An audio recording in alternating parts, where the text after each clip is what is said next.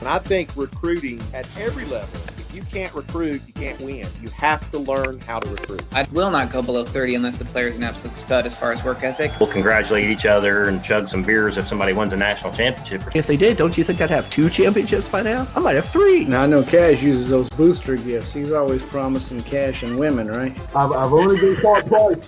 I've only been caught twice. That's it.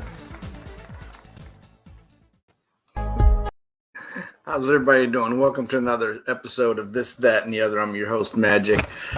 We're expecting to have Verge Coin on the show tonight as a guest. Not sure if he's going to make it. Haven't heard back from him since I sent the link. So we'll give him a few minutes to see if he'll get here to join us tonight. If not, not a big deal as far as the show goes. I can discuss some things about recruiting that I've received some questions on, as well as growth. We're talking individual category growth when it comes to player development. So if he shows up, we'll pop him on and get his interview going. But until that time, it's just going to be me and you.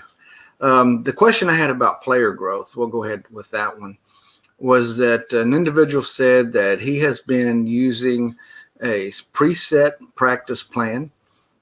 His percentage of playing time for a particular player has not changed. And yet it seems like, and this is over 1 or 2 years, or 2 years, I believe he said, that his growth has slowed down. So he was wondering what he's doing wrong to create the slowdown in the player's growth. Well, it's not necessarily that he's doing anything wrong. What we have to understand about player development is that players, although they continue to grow throughout their career, especially if they're very high potential players or even high players, generally speaking, they will continue to grow. It's those players who have the low growth potential, very low growth potential, that seem to stop growing after a short period of time. Unfortunately, one of the things that you see is players with high work ethic, they tend to grow a bit faster. Now, I say it's unfortunate because a lot of folks see their low potential players and their very low potential players that do have a high work ethic really grow in that first year or second year, and they're thinking, this is not going to be bad after a couple of years because this player is growing quite well. What they don't understand is the work ethic enables that player to reach his potential sooner if that individual has a low or very low potential. Kind of like we showed in the diagram. Gosh, it's been, I don't know how long ago. Let's see if we can get it up here. Yeah, you can see where the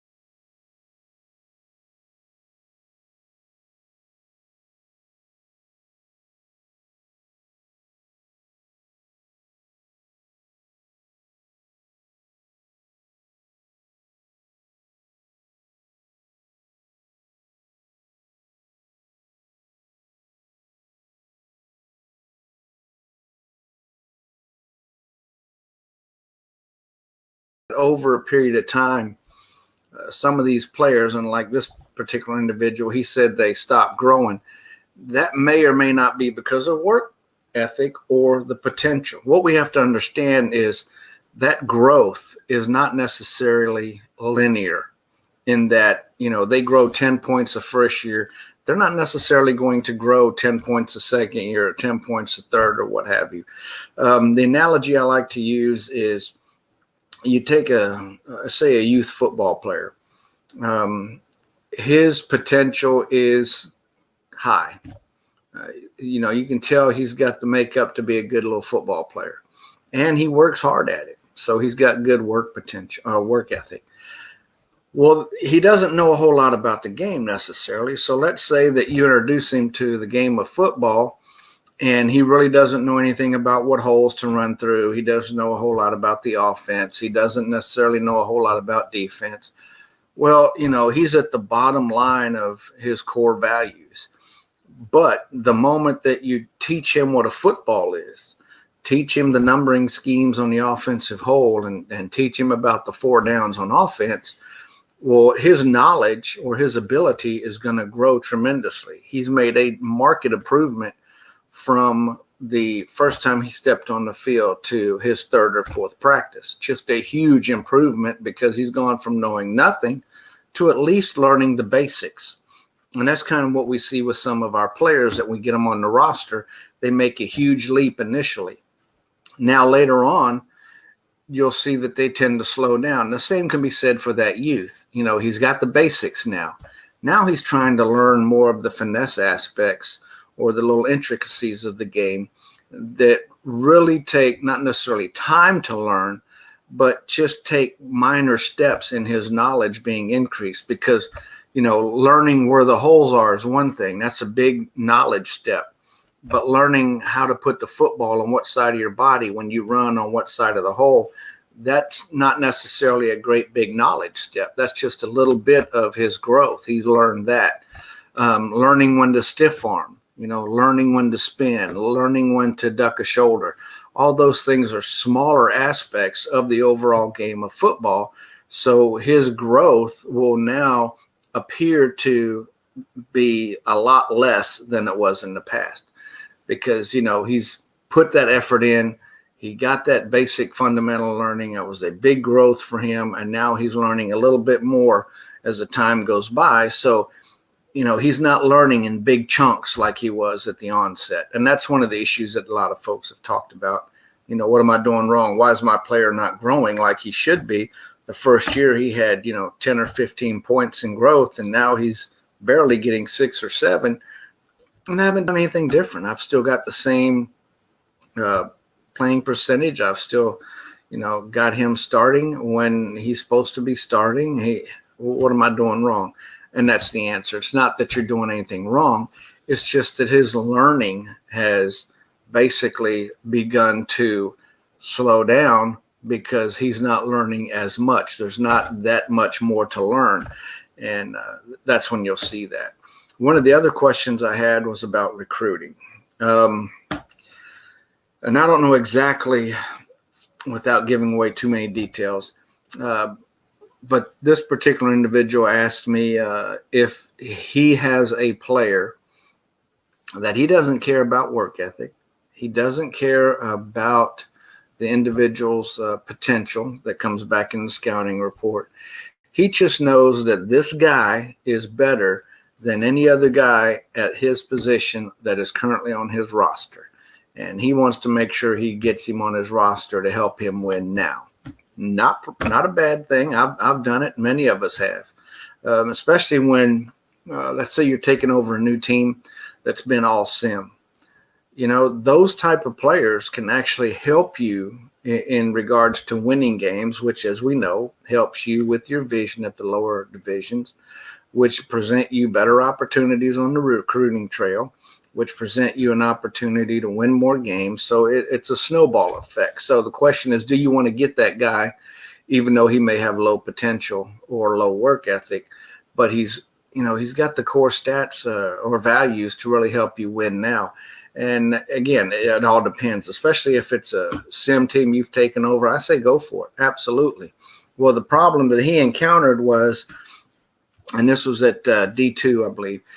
He said, I've only got so much money, And if I put it all on this player, not necessarily all of it, but he said if I put a large sum on this particular player in recruiting, and he's talking about effort, and of course, which means money. If he encounters a battle early on, the decision he has to make is, do I continue to battle, or do I just, cut my losses? And those are the coaching decisions that no one can really advise you on, because we all have our different philosophies and our different expected outcomes, our different approaches. No two coaches are going to handle that particular situation in the same way. And again, it can change based on your team makeup. It can change from one year to the next. One year you may decide to cut your losses. The next year you may decide, no, I'm going to go ahead and battle for this. Roster has a lot to do with that, especially if you're low position or low manned in that particular position. Then you may choose to go ahead and battle for that. But you have to understand you may be sacrificing improvement elsewhere on your roster. So those are some of the things a coach has to consider, has to look at and weigh in balance. And again, it's not always going to be the same year after year. But my advice to him in a general sense was, go ahead and at the first round or two, especially if he's close to you within your 360, the first round or two, go ahead and send enough effort so that the individual, especially if he's undecided, will at least be green to you, or should something go wrong and somebody else want him as well, yellow to you, because that way you've at least got a foothold. And if he is yellow, one of the things you can do is look at that other coach or those other coaches who were on that player. And when you look at their teams, you get a feel for what they need and kind of see, use the guest reports, see over a period of a couple of years what their recruiting mentality has been as far as every year. Do they recruit a quarterback? Every year, do they get 2 running backs or they get 2 wide receivers? How do they tend to stock their team as far as roster positions goes? Those things will help you a lot, because once you have a good idea of that setup, you can then look at their current roster and see what the roster makeup is. And you can tell then, oh, there's a good chance this guy's going to recruit a quarterback because he's got 4 on his roster and he recruits one every year. So yeah, he's going to recruit a quarterback this year. Or offensive linemen are 10 every year. He's got 10 offensive linemen and he's got 7 on his roster this year. You have a pretty good idea that he's going to recruit 3. So if the offensive lineman is the guy you're trying to target and get on your roster, one of the things you can do at that point, now that you know what his tendencies are, is you can look on that player and you can see up in the consideration tab, you can click that and you can see how many open scholarships he has available, that particular coach or coaches that are battling for you against you for this particular player. You look at that and you can see that, okay, he's got 12 scholarships available. You know that offensive lineman, he's going to recruit 3 of them. So then you can go into your offensive lineman search and see where he is as far as how many targets he's got. EZ's program is a very good tool to use for this purpose. You can actually search by that particular coach or team, and it'll show you who he has that is considering him, and that will give you an idea. For instance, let's say that this particular coach is looking at 7 offensive linemen, and 3 of those offensive linemen have better value than the one that he's battling you with. Well, it may just be because he sent that undecided recruit scouting report, and you sent him a scouting report and some phone calls or letters, what have you, and the recruit likes both of you because your interest in him as far as effort goes is pretty much the same. Well, then that battle may not be a legit battle in that particular coach having put forth a lot of money because he wants that recruit. He may be just feeling that out to see, what his interests are, trying to get him a backup in place, whatever the case may be. But knowledge is the king when it comes to recruiting. You don't want to go at something blind. So look at his roster, see how many offensive linemen he tends to recruit, see how many offensive linemen he is targeting. in his recruit search? Are those offensive linemen green to him? Is he in other battles? And if he's in other battles, then you can look at the guys he's battling with to actually see maybe or maybe not worth a battle, because those guys are going to fall off to the wayside. They're going to fade away because they're first-year coaches and they've only got 2 scholarships to fill. They're not going to have a lot of money to battle this guy, so he's going to win those battles. So that'll take one offensive lineman off the table for that particular recruit that's on the offensive lineman that you're on.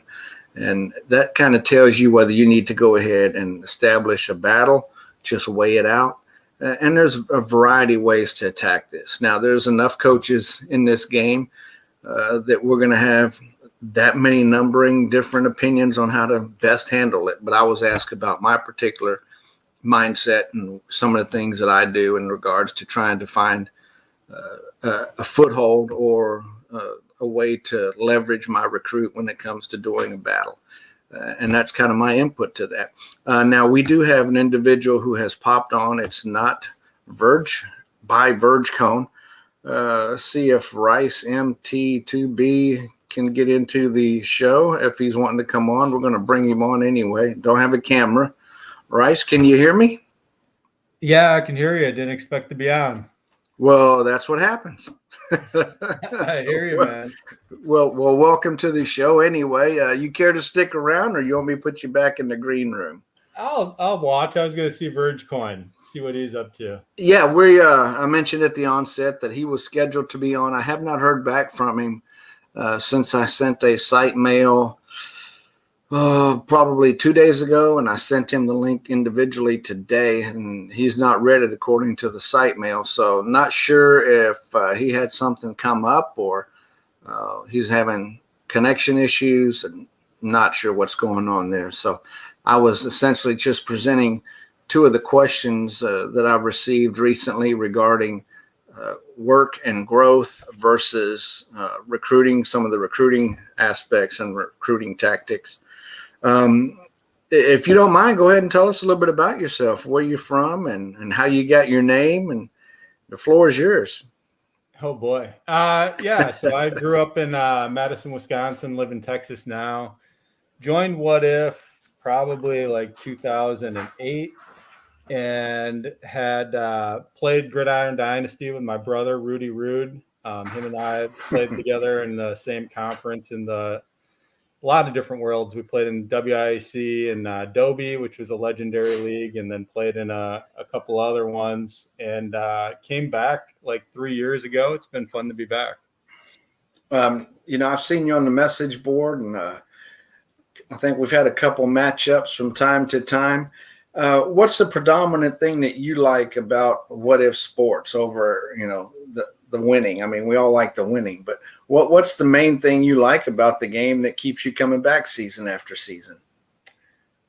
I think there's some camaraderie. There's some guys that I'm close with on here. I play with Jason Freeman, and I actually played together in WIC Dobie. He kicked my butt for a while there, and but we've had some good battles over the years. And then I've known a lot of people that have popped in and popped off over the years, and I think that's the biggest thing. Obviously, competing. I think we got a pretty good thing going on right now in the Big Sky and Wilk. I think we got like 7 of the top 16 teams in NCAA, and got some really good coaches there. And I think that'll be a fun league to participate in for sure. Now, do you see a big change when it comes to your ability to recruit when you're in a league such as that, where you're making the playoffs, or at the D1 level where you're making the bowl games, and the conference itself is reaping the rewards of all of that bowl money or all of that playoff money? Even though there's a lot of humans in your conference, do you really notice a difference having all that extra money when it comes to recruiting? Or would you rather be in a conference and not necessarily have all that money from the benefits of other human coaches being successful, and be in a conference where there's not a lot of coaches, but you don't have a lot of pressure on recruiting? There's pros and cons to both. I don't know if you've ever spent any time on the West Coast. Obviously, the talent dispersion's a little bit less out there. So you got to get creative about how you do it. So I think for our league, I wouldn't say it's an advantage. Sean, who's really good, been playing the game for a while. He's at Cal Poly, and I'm at St. Mary's. So, I mean, we're like 130 miles away from each other. So talent's sparse. So I know both of us are pressured to recruit outside of our 360 and find good players. I think the money helps, but at the lower levels, vision probably helps more, without a doubt. So if I was trying to stack national titles, I would probably join a less competitive league, but winning this league would probably be the equivalent of winning a couple national titles. Sure. Yeah. Especially when you've got not just a bunch of coaches in one league that are successful, but a history within that conference of those coaches being successful. You know, multiple teams in the conference who are ranked in the top 20. And like you said, several of them in one division of that conference is kind of akin to, you know, the SEC West of a couple of years back when you had all like 7 or 4 or 5 teams in the top 10 were from the SEC West. You know, that tends to, well, you learn things too. I mean, it tends to make things tougher, but you come out of that a little bit smarter, a little bit more knowledgeable as far as various aspects of the game, not just game planning, but also, you know, scouting. And that's a big thing that a lot of folks have discussions on is, as you mentioned, the West Coast being sparse, is what schools are the best one for scouting. Well, again, nothing is concrete in what if sports. It's, you know, who else is in that area? You know, Texas is a good place to be unless everybody else is there. Yeah, exactly right. Yeah, California is not bad if there's just one AA in it. But if you have 3 of them that we have right now, we had 4 one year. And then you add in some Pac-10 teams that recruit like 1 AA teams, and it gets a little bit interesting for sure. Yeah, and that's something you find in Texas. And I use Texas because I've had several teams there and have encountered various situations where even at D2, you know, you're sitting there in the middle of Texas, you've got an abundance of recruits available, but in a particular year, they may all be average, and that high or very high player is just nowhere to be found. So while you may have the numbers, you're talking about quality not being there. It makes it difficult when you are the sole person in a conference and you don't have the benefit of the additional money from the postseason, but now you've got to spend it to go outside of your 360, and you're bumping up against other humans who are also battling for that high or very high recruit. So yeah, California is a prime example, and it changes. It's never, you know, Humboldt and D2 one year can be just a bountiful harvest for you when it comes to recruits. And the next year it's barren because everybody pretty much sucks. Yeah, Humboldt, it really comes down to, is somebody at Colorado Mines? If they are, you're going to have some challenges because California doesn't always bear fruit. And then there's some people that like New Mexico. I don't know why, but I think it's a lot to do with what you see at Colorado Mines. Colorado Mines can be fantastic because your 1400 is basically the United States, which I spend a lot of time recruiting, you know, 1400 and in, and that's been an adjustment for sure. Compare that and Bryant, I believe it is that I'm in. I'm at Richmond.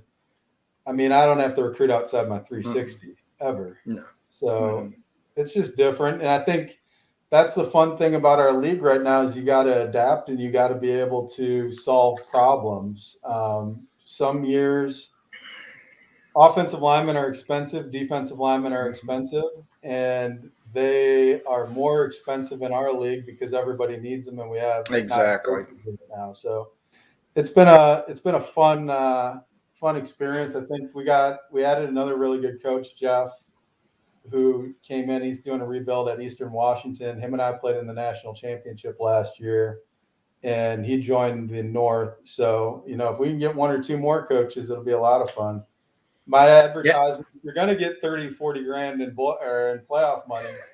So Exactly. if you can figure it out, it can be fun. Yeah, and the one thing too that's a different side note on this is there are some conferences that are set up to where a particular team is not even geographically loaded or located with the rest of the teams in that conference. Yeah. So, and I think is it D1 Sun Belt? I think it is. I can't recall now, but you've got one or two teams in some of these conferences that are, let's say, they're in California, and the rest of the teams in the conference are in the central United States. Yeah. So even though those may be loaded with humans, exactly. Even though some of those may be loaded with humans, you're not really battling in the same battlegrounds for the recruits because you're geographically separated from everybody. And that in of itself can prove to be beneficial for you. Yeah, and the thing that I think we're finding is everybody values players a little bit different. So that's really helpful. It would be tough if everybody recruited how I recruit or everybody recruited how I recruits, or I think we all have a little bit different take on what we prioritize and value in recruits, and that definitely helps avoid some of the battles. We battle, but it's, I've battled for maybe 2 or 3 kids the entire time I've been there. And the other thing that factors in is you just have to. So I rebuilt St. Mary's. They were, I think the 2 previous classes were ranked in the top, like in 110 and below in 1AA that when I took it over. So that team was garbage, but you just recruit the best class your vision allows, and you'll end up all right. You'll end up improving. You'll end up gaining ground on everybody else. It's hard to be consistent, I think, 4 years in a row for a lot of coaches, 4 seasons in a row. And if you set your mind to it and you're consistent for, 3 or 4 months, you end up all right. Yeah, that's one of the things that, a lot of people that come on the show or even site mail me about is, taking those teams that don't have a solid win track record. Those teams that are in the hundreds, like you mentioned, when it comes to the ranking. Of course, that has an immediate impact on their vision, which limits the quality of recruits that they can see to begin with. But as you said, make it your goal to recruit the best class. I mean, it sounds simplistic because everybody wants to recruit the best class they possibly can, but that's very often easier said than done, especially late in the game when you think you've got somebody locked up, you don't have any more money left, and a team above the division of yours is now looking for backups and comes back and steals a player right out from underneath your nose, so to speak. But one of the things that I get questions on a lot is how much value do you put into that first year recruiting class? And I always say, if they're replacing starters that are currently on your roster, you've done well. That first class, understand going in that your goal is to make that awesome first class that you recruited with that piss poor vision. If those guys can start now and then turn out to be backups their junior, especially their senior year, then your roster is improving. I mean, that's simple. That's the way it is. So you're recruiting guys now to win today, but keep in mind that you're going to try to improve that recruiting class each year so that those guys are now your backups. And if you're doing that, then you've got a good plan. You've got a good game plan because your team's improving, which leads, as I've said before, to increased vision, to better quality recruits, and it's just a vicious cycle, essentially.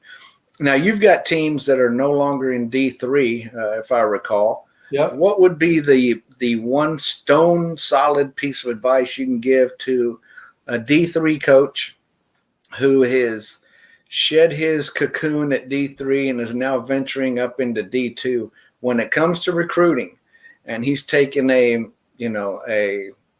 40, 50 ranked team? What is your advice to him when it comes to recruiting that first year with the average number of recruits? Let's say he's got 10 recruits and his team's ranked in the 40 or 50 range.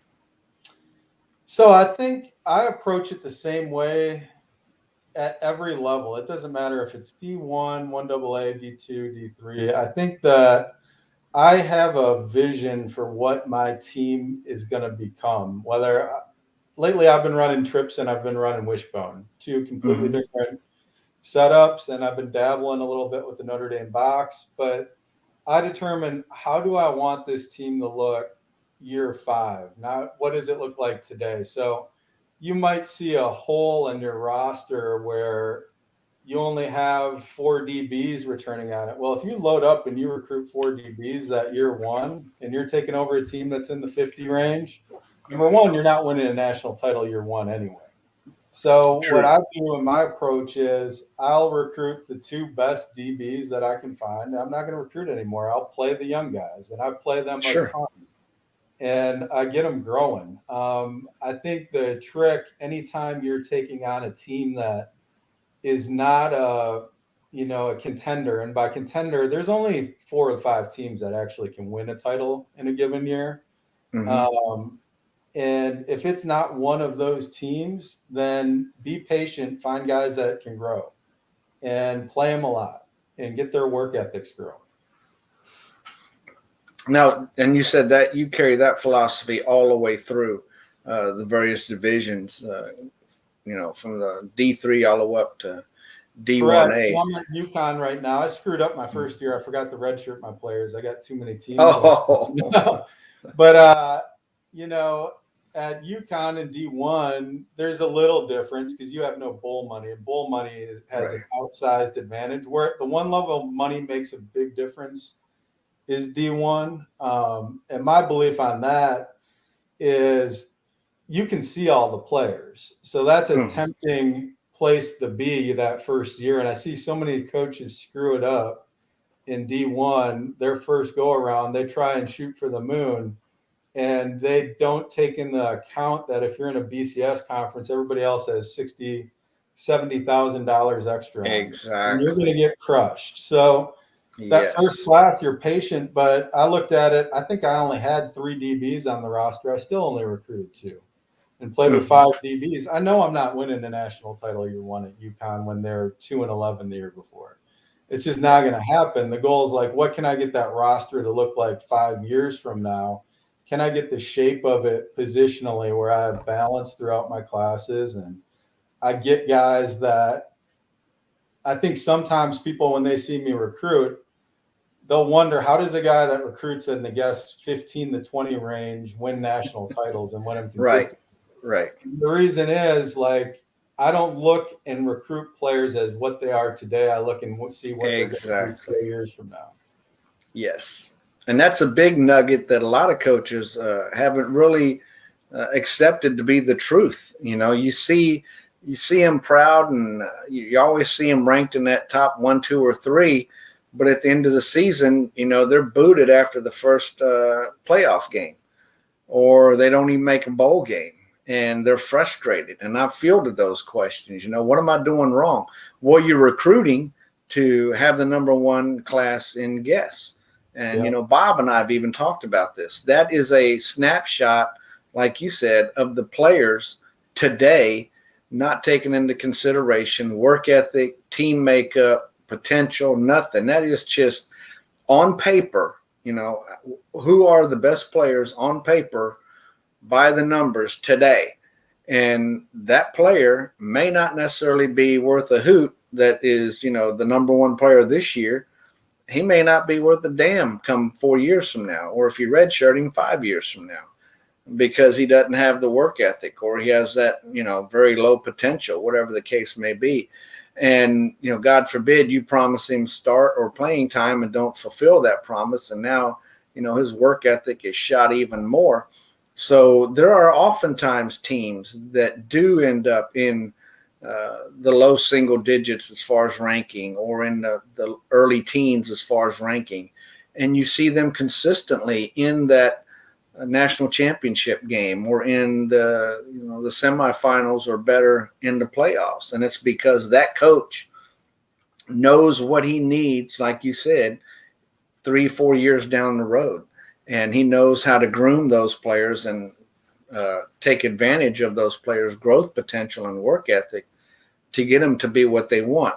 Now, you're talking about looking that far ahead and setting up your rosters as far as what you want, how much of either cutting players, you're cutting recruits, the rostered players that may be sim or maybe recruited by a different coach, and using position changes, what kind of mix do you use there as far as balancing your class or your roster or getting it set up the way you want for your particular mindset? Yeah, so I think that depends on whether I'm going to plan on being there long term. So with St. Mary's, for instance, I think the classes were, it was crazy how balanced they were. They were like 12, 12, 14 or something like that. And they all sucked, but I was going to suck anyway. And I liked the balance of it with scholarships because I knew I could get it exactly how I wanted it without finagling a little bit.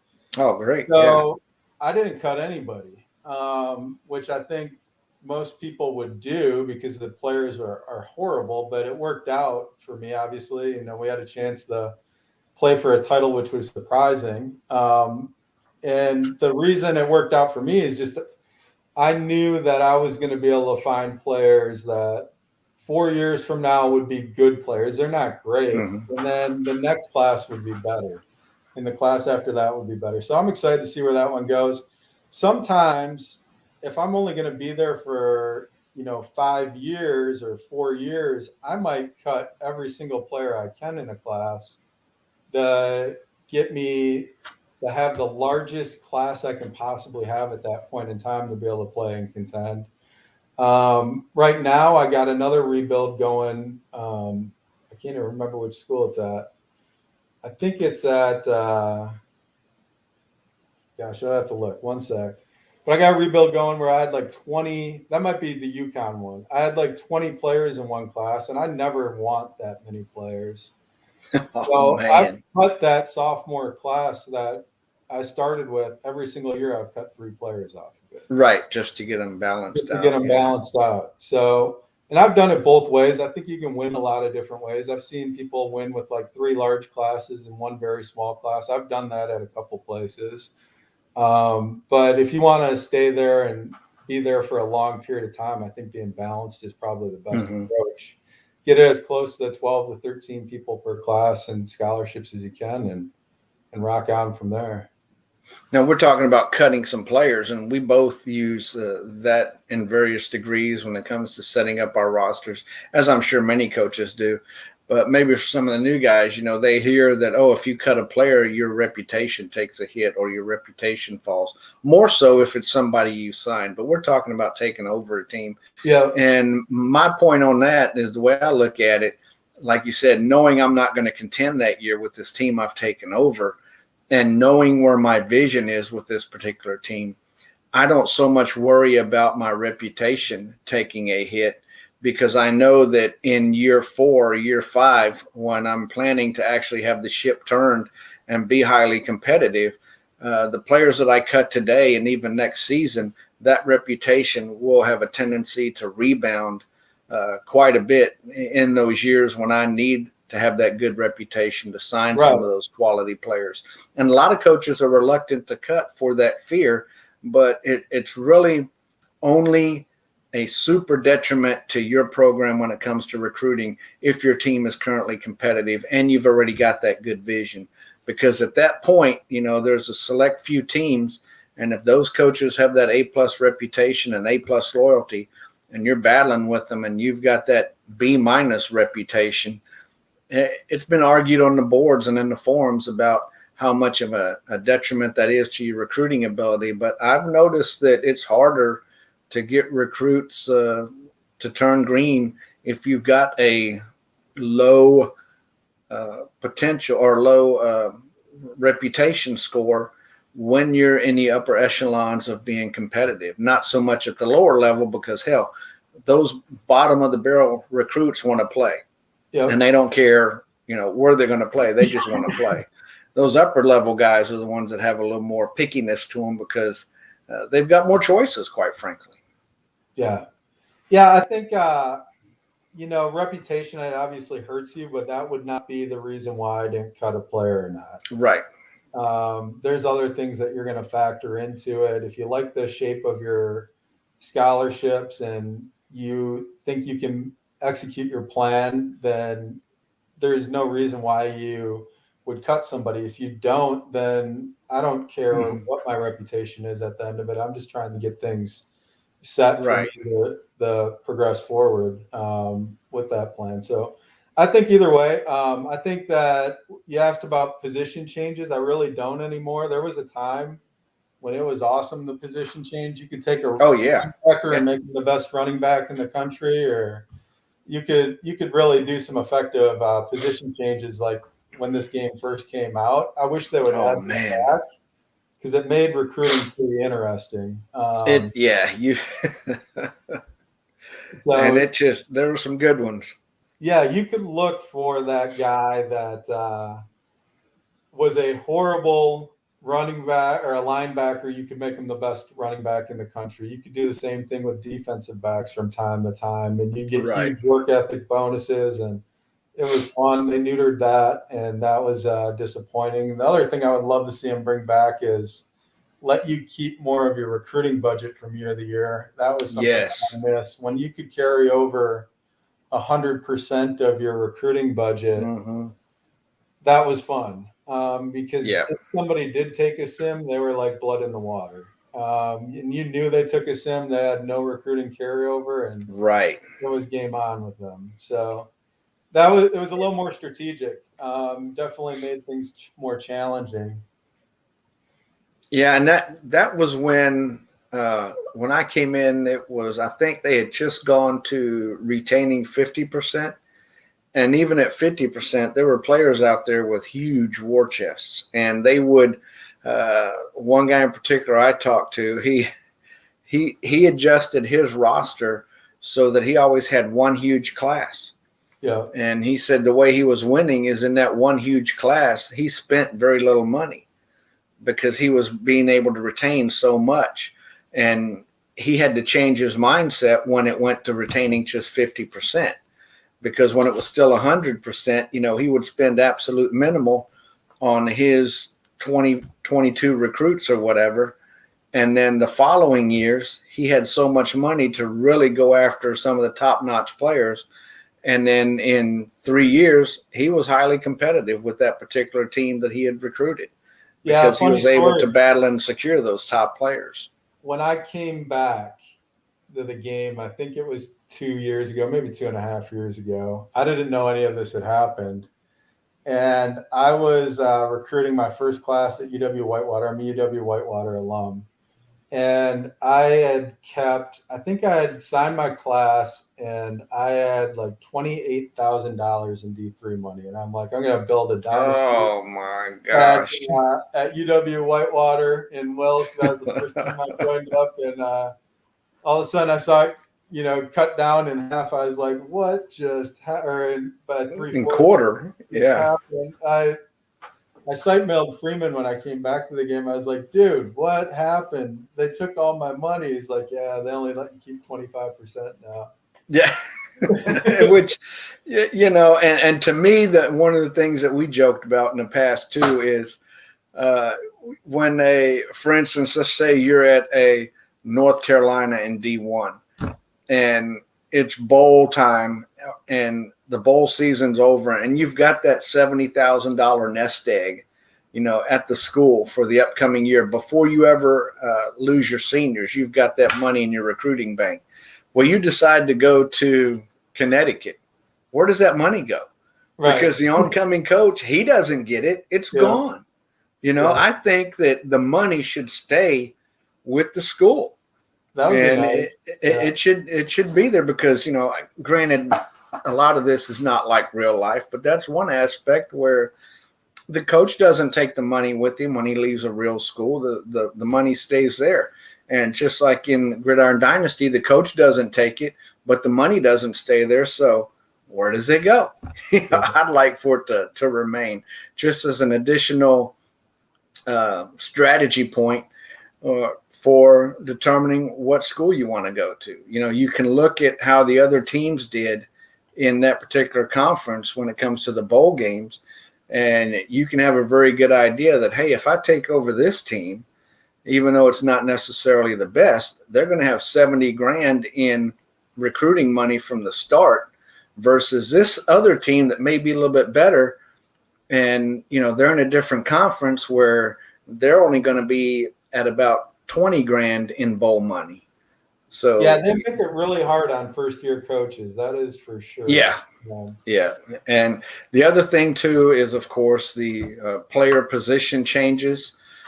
Once the season's over, you can't make a player position change until after the season rolls and those seniors have left your roster. And I think new coaches coming on that are signing on to teams in the job change period where the seniors haven't left yet, those coaches should be able to make immediate position changes so that they can begin that process of structuring that roster to meet their philosophies or their approach to how they run the show.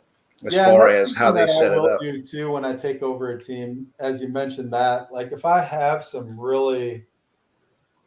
10 linemen that were returning and 6 of them stunk, I would look at the positions that I did not have people at, and I would just start slotting them in to get those positions balanced out for my classes. So that's something else that I will do.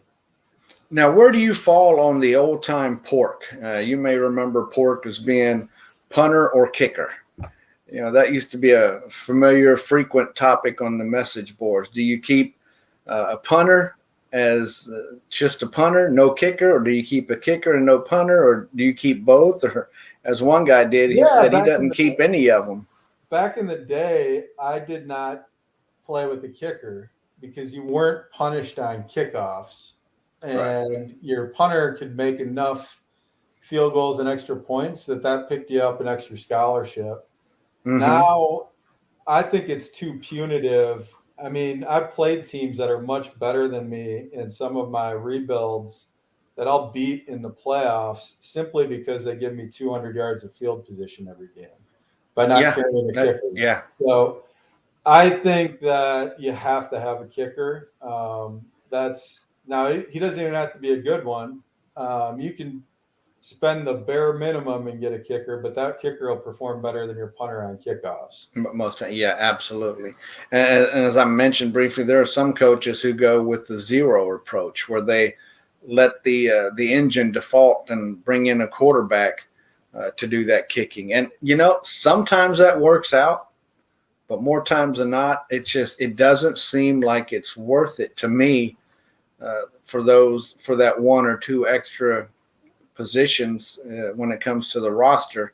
Like you mentioned, giving up so much yardage. Field position's so huge in this game. And if you can win that battle, I'll recruit a good punter. I'll make that an emphasis to get a good punter. Kicker I don't really care about.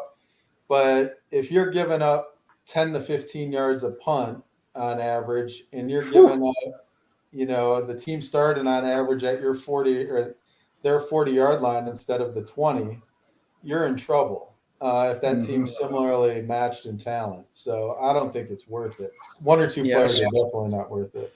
Yeah, and especially when it's a defensive battle where, they may start at the 40 versus the 20, and they may, gain 7-8 yards, give you the ball back. You may not make any progress. Now you're punting again. Well, the same thing happens. You're giving up that 10, 15, 20 yards possibly.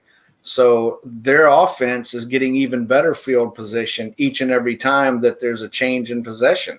And, that's 3 points. If you're looking at, holding somebody 3 times, eventually you're going to give them the ball so deep in your territory that a field goal is inevitable. Agreed. And that's a game theory thing that I think coaches got to pay attention to is what their special teams are doing. And then the other thing is so many teams undervalue defense so much. They will assign 0 red shirts to the defensive side of the ball. And I get it. This is an offensive game, but the teams that win can come up with a stop. It might be like the Big 12 and you're giving up, you're playing some 50 to 45 point games, but the team that can come up with the stop and the critical stops, the team that wins. I got an experiment going right now with St. Mary's. Tough league to do experiments in the Wilk 1AA, but I'm using all of my red shirts except for quarterback on defense at linebacker. and I'm going to see if it pays dividends. I think I'm giving up a lot. My running backs are not 1AA level, I would say, for a national title team, but my linebackers, I think, are going to end up being pretty insane. So we'll see how that works. Now, what type of defensive setup do you really prefer when it comes to the choice? If you had a choice at any given time, regardless of the team makeup that you take over, if everything is perfect, what's your defensive preference? If I can, like if I'm going to be there for a while, I'll switch to a 3-4 right away. Right. Yeah. I think it just has a lot more flexibility to it. You can put 4 people on the line. You can put 5 people on the line. You can take them all off the line. You can do a lot of stuff. And the coaches that figure out, all right, what happens when I put a guy on the line? How's that impacting a play? They have a huge advantage on defense. And then otherwise, if it's a 4 down front that I'm taking over and they've practiced nickel, I'll play nickel over the 4-3. I do not like carrying 2 defenses. I think it's it kills your team growth. So pick one. I took over a team in Stag. I won a couple national titles in 1AA before I left. And I came back, and my goal was to win a D3, a D2, and then skip over 1AA and win a 1A in that world. And I took over a Missouri State team. I always take over a good team when I'm just going to jump. And they were running nickel, and he was running nickel 4-3, and he was running trips pro set. And I just changed it to trips nickel, and we won the national title, which was pretty fun. I learned a little bit about what I need to run a nickel effectively at that level. So I think you can win with any defense. I don't really like the 4-3 as much. I'm playing with it right now. I'm going to do a quick jump in camp. D2, I have a Colorado Mines team that's playing a 4-3, and we stink on defense. So maybe somebody knows how to run it better than I do, but I don't. I'm like you. I don't care for the 4-3. I like the 3-4 approach simply because, to me, it presents the most opportunity to be versatile. And like you said, you can bring those cornerbacks up or even the safeties and increase your visibility on the line. And you can drop some back and when you're playing a pass-heavy team. Whereas when you've got a 4-3, there's only so much you can do with your pass coverage. The other thing I like about the 3-4 too is it allows me to recruit one profile at D-line. And all I do is recruit, I guess, what guests would call D tackles. Now, I rate them still a little bit different, but I just want those 3 guys to be stout because I'm going to get pressure from my other spots. I'll get my pressure from my outside linebackers and my inside linebackers, and they're going to come up with my sacks. I just want guys that can kill the run, and that seemed to work for me. So do you focus more on the strength and tackling aspect then for those 3 most definitely down linemen? Because I know a lot of people will still look at the 2 outside defensive linemen as defensive ends and weigh speed and elusiveness and agility a little more heavily with the theory that, it gets them past the initial attack and enables them to put some pressure on the quarterback in the passing game and develop sacks. Yeah, I think you can do that. I could say there'd probably be an advantage to having a little D-line, a speed elusiveness D-line on 3rd down, but I don't want to get that far in the weeds with my recruiting approach.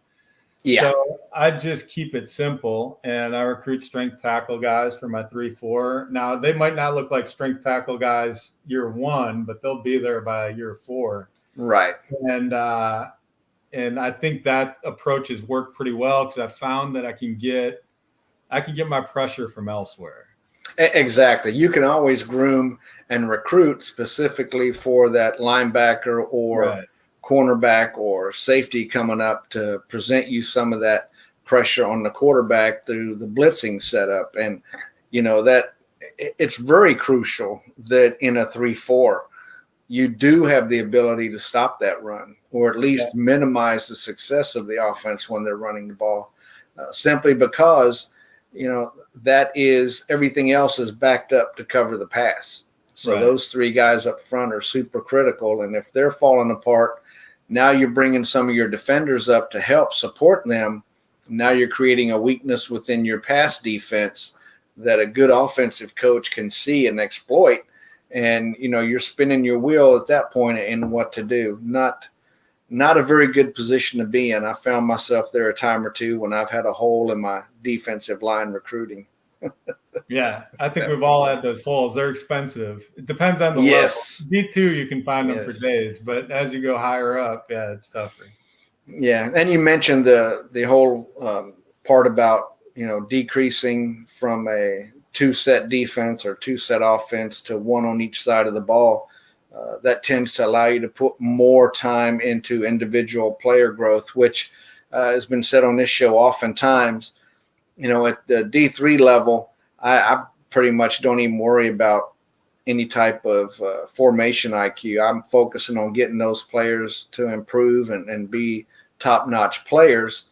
But at D2, you start to look a little bit more at the formation IQ, D1 AA, of course. And then when I get to D1A, I'm starting to lean quite heavily on formation IQ. And as we mentioned before, because a lot of those players on that roster are in a closer group of talent and ability, to where if you're looking for something to set them apart, you're looking for something like, formation IQ. Yeah, I think that formation IQ definitely becomes more important the higher up you go. It's still important at every level. Making sure you don't put yourself behind the 8 ball at quarterback. The one thing I do, I'll only carry 3 quarterbacks on a roster max. I'll carry 2 every other year. That puts a lot of pressure on recruiting that quarterback, that every other year cycle. But you got to have at least a redshirt junior or a redshirt senior playing, or you're in trouble. You aren't going to be able to throw the ball. Yeah. Right. Yeah. And for those coaches who are focused on run only, it really doesn't matter. But anybody who tries to run a balanced team or a passing team, you've got to have that setup to where, you've got a quarterback who's got in the upper 70s or 80 at D1 for formation IQ for them to be even closely successful. Agreed. Yeah. Well, listen, man, we're at the hour already. Time flies when you're having fun. I know you weren't scheduled to be on, but as I tell everybody, just drop on in and you never know what'll happen. And we've learned a lot here. Hopefully some of the people that tune in live to watch this, or those who will view it from the YouTube channel, will learn something and have some nuggets of wisdom that you provided that can help them out. I know that, every interview, somebody presents an insight that somebody out there playing the game hasn't been made aware of or hasn't thought about, and helps them out. So again, I appreciate you popping in and joining us on the show. I know it was unexpected, but thank you so much. Definitely. Hey, no problem. I would have turned the mic on. I just got done playing hoops with my kids, so I did not anticipate coming on the airwaves. But yeah, it was fun, and I think you do a good thing for the GD community. So keep it up.